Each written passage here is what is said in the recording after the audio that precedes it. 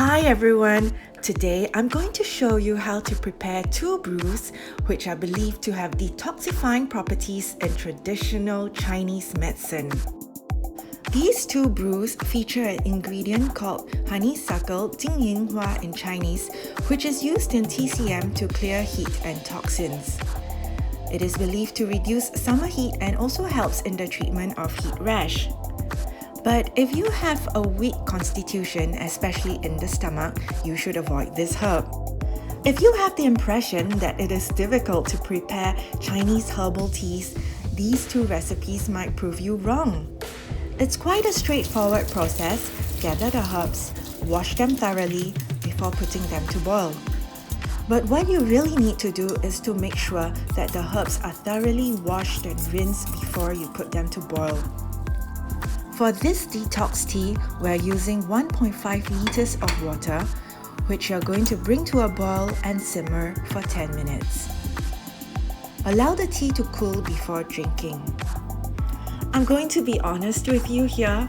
In terms of the flavor, this is not exactly one of my favorite teas to drink.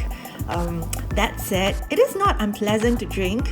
If you notice, we have not added any sugar, so the only natural sweetness, if any, comes from the dried mandarin orange peel. That said, if you're going to go through the trouble of boiling this tea, it's not exactly because it's a delicious beverage, but more because, well, it's a detox tea. Moving on, today's second recipe is for 5-flower tea. This is one of my personal favorites because there is so much natural sweetness from the use of luohanguo or monk fruit. Again, one of the key ingredients in this tea is jingyinhua. There's also a lot of aroma and fragrance from the chrysanthemum flowers, which make this tea really very palatable compared to the first. Now, when using luohanguo, don't just wash and throw in the whole fruit into the pot for boiling. You're not going to be able to harness the best of the fruit's properties. What you really want to do is to break up the fruit. You can do this by hand, or you could use a pair of scissors to help you. Again, give all the herbs a good wash. In this instance, I've chosen to wash the xiagu cao separately from the rest of the ingredients.